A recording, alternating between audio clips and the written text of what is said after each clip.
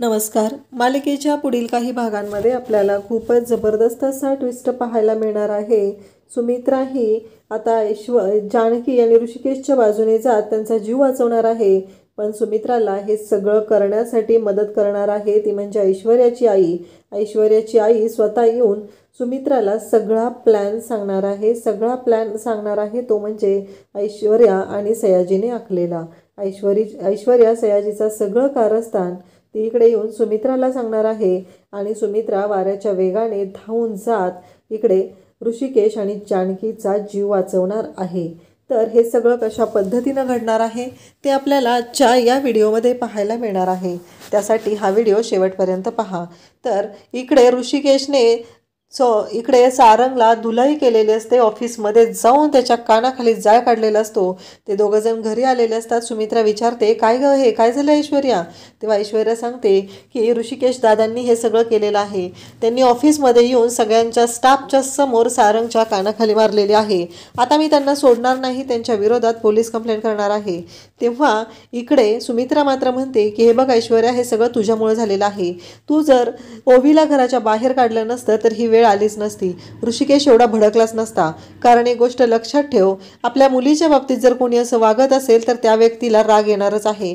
आणि तो तर ओवीचा बाप आहे. आणि ओवीचा बाप असल्यामुळंच त्याला तेवढा राग आलेला आहे आणि त्याने हा निर्णय घेतलेला आहे. मला काही त्याचं चुकीचं वाटत नाही. हे सगळं बोललं जात असतं. आणि तेव्हा मात्र इकडे आपल्याला पाहायला मिळतं की इकडे सुमित्रा म्हणत असते की त्याने काही चुकीचं केलेलं नाही. आणि या गोष्टीचा ऐश्वर्याला मात्र खूप राग आलेला असतो. ऐश्वर्या म्हणत असते, काय आहे सारंग, बघितलं का तुमची आई काय बोलत आहे? म्हणजे तुमच्या आईने सरळ सरळ इथं सांगितलेलं आहे की ऋषिकेश दादा जे वागलेले आहेत ते पूर्णपणे बरोबर आहे. तुम्हाला कळतंय का सारंग? तुम्हाला किंमतच नाही आहे या घरामध्ये, असं म्हणत ती भडकवत असते. तेव्हा सुमित्रा म्हणते, बाद झालं ऐश्वर्या, कारण आत्तापर्यंत तू सारंगचे कान असेच भरत राहिलेली आहे. माझ्या पण कानात असंच भुणभुण करत राहिली आणि घरातल्यांबद्दल गैरसमज पसरवलेला आहे. हे सगळं तुझ्यामुळं होत आहे. आज आमचं घर जे तुटलेलं आहे ते फक्त आणि फक्त तुझ्यामुळं होत आहे. तेव्हा इकडे ऐश्वर्या म्हणू लागते, बघितलं का सारंग, मी या घराला सांभाळण्याचा प्रयत्न करते, जपण्याचा प्रयत्न करते, या घरचा बिझनेस वाढवण्याचा प्रयत्न करत आहे, पण माझ्यावरतीच आरोप होत आहेत, मलाच दोषी ठरवलं जात आहे. तेव्हा सारंग मात्र गप्पच राहतो. आज सारंगला कळलेलं असतं की कुठंतरी ऐश्वर्याचंही चुकतंय. कारण ऐश्वर्या ओवीच्या बाबतीत असं वागायला नको होती. आणि अजूनही ऐश्वर्या ऋषिकेश दादाबद्दलच चुकीचा विचार करत आहे. त्याच्याबद्दलच म्हणत आहे की काही झालं तरीही आत्ता ऐश्वर्याचं आपल्याला काहीही ऐकायचं नाही, असं सगळं सारंगने ठरवलेलं असतं. आणि तो गुपचूपच वरती रूममध्ये निघून जातो. इकडे आता ऋषिकेशला जानकीने सांगितलेलं असतं की तिने सयाजीरावचं चॅलेंज स्वीकारलेलं आहे. परंतु आता जमीन नांगरायची झाली तर आपल्याकडे जमीनही नाही आणि त्याचबरोबर बैलही नाहीत, तर काय करायचं? तेव्हा ती सांगते की मला सौमित्र भाऊजींनी येऊन सांगितलेलं आहे की काही झालं तरी ते आपल्याला जमीन द्यायला तयार आहेत आणि मी ती जमीन नांगरणार आहे आणि मगच सयाजीरावचं चॅलेंज पूर्ण होणार आहे. हे ऐकल्यानंतर मात्र इकडे जानकी ऋषिकेशला सांगत असते. कारण जे काय घडलेलं आहे ते जानकीने ऋषिकेशला सांगितलेलं नसतं आणि ऋषिकेशही तिथं आलेला नसतो. म्हणून घरी आल्या आल्या जानकी या सर्व गोष्टी ऋषिकेशला सांगत असते. तेव्हा ऋषिकेश म्हणत असतो की हे बघ जानकी, तिथं जे काय घडलेलं आहे ते मला सगळं कळलेलं आहे, पण एक गोष्ट लक्षात ठेव, आत्ता मी तुला काय सांगत आहे, काहीही झालं तरीही माझं ऐकावंच लागेल तुला. इकडे जानकीने शेतकरी तिला म्हणालेले असतात, माहिती आहे का नांगराचं वजन किती असतं ते? नाही, नुसतं बोलायला काय जात आहे, तोंडाची हवा नुसती, दुसरं काय? तुम्हाला काय माहिती नांगर केवढा असतो, तो कसा उचलायचा असतो, बैल तर आहेत का? आणि हे सगळं बोलल्यानंतर जानकी म्हणत असते की मी नांगरून दाखवेल आणि झेपेल मी नांगराचं वजन, मी शेतकऱ्याची बायको आहे आणि शेतकऱ्याची सून आहे, ते मला झेपणार आहे, असं जानकी बोलत असते. त्यावेळेस सयाजी म्हणतो की तुझ्याकडे जमीन आहे का नांगरायला? कोणाची जमीन नांगरणार आहेस तू? आणि तेव्हा तिथे सौमित्र आलेला असतो आणि सौमित्र म्हणू लागतो की मी देतोय जमीन तुला जानकी वहिनी आणि तू नांगरायचं आहे, काही प्रॉब्लेम नाही आहे, मी आहे तुझ्यासोबत, हा तुझा भाऊ तुझ्याबरोबर कायमस्वरूपी आहे, असं म्हणत आता सौमित्रने इकडे जानकीला जमीन दिलेली असते. आणि आता जानकीने पदर खोचलेला असतो. जानकीने ठरवलेलं असतं काही झालं तरी आता मी मागं हटणार नाही. आणि जानकीने सयाजीचं चॅलेंज स्वीकारलेलं असतं आणि जानकीने वावरात पाऊल टाकलेलं असतं नांगर घेऊन. आणि जानकीने ठरवलेलं असतं की काही झालं तरीही मी माघार घेणार नाही आणि मी हे सगळं करणारच आहे. जानकीचं महिला मंडळ जानकीसोबत आहे, तिला प्रोत्साहन देत आहे आणि जानकी आता पुढे निघालेली आहे. जानकी आता जाऊन तो नांगर पकडणार आहे. जानकीने तो नांगर घेतलेला आहे आणि तिथे बैल मिळालेला नाही, एक बैल मिळालेला असतो आणि तोही सयाजीराव त्याला तिथून पळवून लावतो. आणि त्याचवेळी इकडे जानकीने नांगरायला सुरुवात केलेली असते, पण त्याहीपेक्षा मोठी गोष्ट घडणार असते, ती म्हणजे कावेरी आता सयाजी आणि ऐश्वर्या यांचं बोलणं ऐकलेलं असतं. कावेरीला कळलेलं असतं की सयाजी आणि ऐश्वर्या यांचा प्लॅन आहे जानकी ऋषिकेशला उद्ध्वस्त करायचा, संपून टाकायचा, त्यांचा जीव घेण्याचा हा त्यांचा प्लॅन आहे, हे कावेरीला कळलेलं असतं.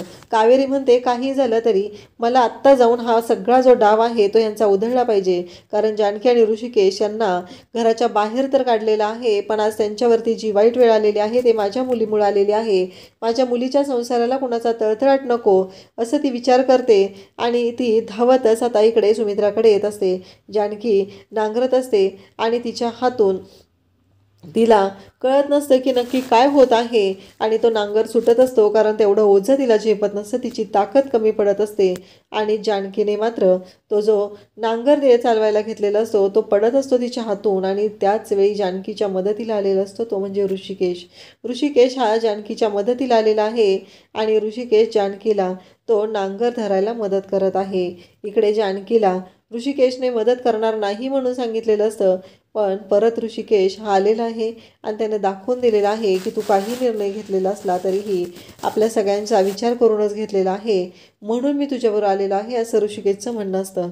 आणि इकडे सुमित्रा ही सारंगला समजवत असते, म्हणत असते तुला कळत नाही आहे सारंग, ह्या गोष्टी काय घडत आहेत ते. तेव्हा सारंग म्हणत असतो की आई काय बोलतेस तू हे. तेव्हा सुमित्रा म्हणते की हे बघ सारंग, तुला माहीत नाही आहे काय झालेलं आहे, कारण आत्ता ऐश्वर्या ज्या पद्धतीनं वागत आहे ते तुला माहीत नाही आहे. तेवढ्यातच तिथे गुलाब आलेला असतो आणि गुलाब सांगू लागतो की ऐश्वर्या वहिनींनी ओवीला ढकलून दिलेलं आहे आणि आत्ताही सयाजीरावने जानकी वहिनीला खांद्यावर नांगर घेऊन नांगरायला सांगितलेलं आहे. हे ऐकल्यानंतर सारंग म्हणतो काय. तेव्हा इकडे लगेचच गुलाब सांगू लागतो की हो मी आता तिकडूनच आलेलो आहे आणि जानकी वहिनी शेतात खांद्यावर नांगर घेऊन नांगरत आहे. हे ऐकल्यानंतर सारंगच्या पायाखालची जमीन सरकते आणि त्याचबरोबर त्याला कळायचं बंद होतं की हे सगळं काय आहे. आणि इकडे आता कावेरीने येऊन सुमित्राची भेट घेतलेली असते. सुमित्रा ऑलरेडी चिडलेली असते आणि सुमित्रा म्हणत असते तुम्ही इथं कशाला आलेला आहात, म्हणजे मला काय म्हणायचं आहे, तुमचा काय संबंध आहे, कारण तुमच्या मुलीने जेवढे गुण उधळलेले आहेत ते भरपूर आहेत, अजून तुम्हाला काय करायचं आहे असं सुमित्राचं म्हणणं असतं. तेव्हा कावेरी म्हणत असते की मला तुम्हाला बोलायचं आहे, मला तुमच्याशी भेटायचं आहे, म्हणून मी इथं आलेली आहे. कावेरी जेव्हा असं म्हणते तेव्हा सुमित्रा म्हणते काय बोलायचं आहे. सारंगही तिथंच असतो. सुमित्रा सांगत असते की तुम्ही ऐश्वर्याला घराच्या बाहेर काढलेलं आहे, तिला राग आलेला आहे, ती आमच्या घरी आलेली आहे आणि आता तिने तिच्या डॅडीबरोबर बसून एक प्लॅन केलेला आहे, कारण जानकी आणि ऋषिकेश वावर नांगरणार आहेत आणि तिथं त्यांना संपवण्याचा प्लॅन या दोघांनी आखलेला आहे. तेव्हा इकडे सुमित्रा म्हणत असते काय बोलतेस तू हे. तेव्हा कावेरी म्हणते की हो मी जे खरं आहे ते सांगत आहे, कारण आत्ताच मी ऐश्वर्या आणि सयाजीराव विखे पाटील यांचं बोलणं ऐकलेलं आहे आणि तुमच्याकडे आलेली आहे. हे ऐकल्यानंतर सुमित्राच्या पायाखालची जमीन सरकते, पण सुमित्रा म्हणते की आता काय करावं लागेल. तेव्हा कावेरी म्हणत असते की ते मला माहिती नाही, तुम्ही कसं वाचवायचं ते बघा, कारण काही झालं तरीही मला वाटतं की जानकी आणि ऋषिकेश यांचा जीव वाचणं गरजेचं आहे असं कावेरीने येऊन सांगितलेलं असतं. तेव्हा मात्र इकडे सुमित्राला धक्का बसतो. सुमित्रा म्हणू लागते काय आहे हे सगळं, ऐश्वर्या एवढ्या खालच्या थराला जाईल असं मला वाटलं नव्हतं. कावेरी मात्र रडवेली असते, कारण तिला सयाजीरावने बोललेलं असतात. सयाजीरावला ती म्हणालेली असते मुलीचं सासर आहे, तिला तिच्या म्हणण्याप्रमाणे राहता येते, हीच खूप आनंदाची गोष्ट आहे, पण तिनं जर एक एक करून घरातल्या माणसांना बाहेर काढायला लागली तर ह्या गोष्टीसारखी चुकीची गोष्ट कोणती नाही असं ती बोललेली असते. परंतु तिथे सयाजीरावचं म्हणणं असतं की काही प्रॉब्लेम नाही आहे, माझ्या मुलीचं कोणीच काहीच बिघडवू शकत नाही असं तो बोलत असतो, कारण माझी मुलगी ही माझी एकुलती एक मुलगी आहे, माझ्या कंपनीचा वारसदार आहे, हे सगळं तिचं आहे, त्यामुळं तिला कोणीही काही करू शकणार नाही असं सयाजीराव बोलत असतो. म्हणजे ही असते ती पैशाचा माज, पैशाची घमंड. आणि त्याचबरोबर आता कावेरी सुमित्राला सांगायला आलेली आहे. तिला एकच प्रश्न पडलेला आहे की काही करून ही सगळ्या गोष्टी मला सुमित्राला सांगणं गरजेचं आहे, तरच त्या ऋषिकेश आणि जानकीचा जीव वाचवू शकतील. आणि हे सगळं तिने ठरवलेलं असतं, म्हणून ती धावतच आलेली असते. आणि त्याचबरोबर आल्या तिने सुमित्राला सांगू लागते की काही झालं तरी तुम्ही आत्ताच्या आत्ता जाऊन ऋषिकेश आणि जानकी या दोघांचा जीव वाचवा, कारण त्यांच्या जीवाला धोका आहे. हे सगळं सयाजीरावांमुळं होत आहे आणि ऐश्वर्यामुळं होत आहे. तेव्हा इकडे सुमित्रा म्हणते, असं काय बोलताय, ऐश्वर्या तर आमच्याकडे छान राहते. तेव्हा सुमित्राला कावेरी सांगू लागते की हे बघा, कसं आहे माहिती आहे का, ती माझी मुलगी आहे. गेली 25 वर्ष मी तिला सांभाळलेलं आहे. ती कशा प्रकारची आहे ना हे मला चांगलंच माहिती आहे. कारण तिने कोणत्याही थराला जाऊ शकते. कारण तिने हा गुण तिच्या डॅडीकडनं घेतलेला आहे आणि त्यामुळं तिच्या बाबतीत ज्या चुकीच्या गोष्टी घडत आहेत याची तिला जाणीवही नसते. त्यानंतर आपल्याला पाहायला मिळतं की सुमित्रा म्हणत असते की पण हे सगळं काय आहे, आता नक्की थांबवायचं आहे कसं. तेव्हा ती म्हणते की आत्ताच्या आत्ता तुम्ही जा, कारण तिथे त्यांनी खूप मोठा गोंधळ घालून ठेवलेला आहे आणि तो नांगर धरलेला आहे. तिथे खूप मोठा बॉम्बस्फोट करण्याचीही शक्यता आहे. त्यामुळे मला वाटते की तुम्ही लवकरात लवकर जाऊन त्यांना थांबवलं पाहिजे. हे ऐकल्यानंतर सुमित्राला मात्र इकडे धक्का बसलेला असतो. सुमित्रा म्हणत असते की काही करून मला ऋषिकेश आणि जानकी यांचा जीव वाचवणं गरजेचं आहे, कारण ते माझ्यासाठी महत्त्वाचे आहेत. इकडे सारंग म्हणत असतो की मी हे काय ऐकतोय, कावेरी काकू तुम्ही हे सगळं काय सांगताय. तेव्हा कावेरी म्हणत असते की हे बघा जावई बापू, तिने गोड बोलून तुम्हालाही फसवलेलं आहे, तुम्हालाही जाळ्यात अडकवलेलं आहे. पण ऐश्वर्या कशी आहे हे मला चांगलं माहिती आहे. मी ऐश्वर्याला लहानपणापासून ओळखते. तिच्या डोक्यात काय चालू आहे, ती कोणत्या जिद्दीने पेटून उठलेली असते. ती कोणतीही गोष्ट फुकट कोणत्याही गोष्टीसाठी करत नाही. आज तिने तुमच्याशी लग्न केलेलं आहे ते रणदिवे कुटुंबाला उद्ध्वस्त करण्यासाठी केलेलं आहे. आणि त्यातलं एक पाऊल म्हणजे सुमित्रा ताई, तुम्ही जानकी आणि ऋषिकेशला घराच्या बाहेर काढलेलं आहे. घरातली तुळस उपटून तुम्ही बाहेर फेकून दिलेली आहे आणि भांगेचं झाड घरात लावलेलं आहे. त्यामुळं तुम्हाला हा सगळा त्रास होत आहे. तुम्हाला काही करून आत्ताच्या आत्ता तुम्हाला जानकी ऋषिकेशचा जीव वाचवायला गेलं पाहिजे आणि नुसता जीव वाचवून नाही तर त्यांना पुन्हा घरी आणलं पाहिजे, हा विचार करा. आणि कावेरी म्हणते की मला निघलं पाहिजे. कावेरी तिथून जायला निघते, कारण कावेरीला माहिती असतं जर हे घर कुणाला कळलं तर खूप अवघड होणार आहे. त्यानंतर आपल्याला पाहायला मिळतं की इकडे सारंगलाही धक्का बसलेला असतो, सुमित्रालाही धक्का बसलेला असतो. ते दोघंही विचार करत असतात की यांनी काय सांगितले आत्ता, आपण जी ऐश्वर्या बघतोय ती खरी ऐश्वर्या आहे का, हा प्रश्न तिथे त्यांच्याही मनात आलेला असतो. आणि त्याचबरोबर इकडे सारंग म्हणत असतो की म्हणजे ऋषिकेश दादाला संपवण्याचा प्लॅन ऐश्वर्या करत आहेत, हे पूर्णपणे चुकीचं आहे. काही करून मला हे थांबवायला हवं असं सुमित्राही विचार करत आहे. कारण आत्तापर्यंत हिने सगळ्यांच्या विरोधात कारस्थान केले, मी तेव्हा गप्प बसले पण आता गप्प बसणार नाही. सुमित्रानेही सांगितलेलं आहे की तुम्ही लवकरात लवकर जा. दोघांपैकी एकाचा जीव जाण्याची तर 100% शक्यता आहे, जा तुम्ही. आणि असं सांगितल्यानंतर ऋषिकेश आणि जानकीचा जीव वाचवण्यासाठी आता सुमित्रा ही ऐश्वर्या आणि इकडे जानकी आणि ऋषिकेशचा जीव वाचवण्यासाठी निघालेली आहे. जेव्हा सुमित्रा जानकी आणि ऋषिकेशची भेट घेते तेव्हा ऋषिकेश चिडलेला असतो. तो म्हणत असतो आमच्या जीवाची काळजी करायला आम्ही समर्थ आहे.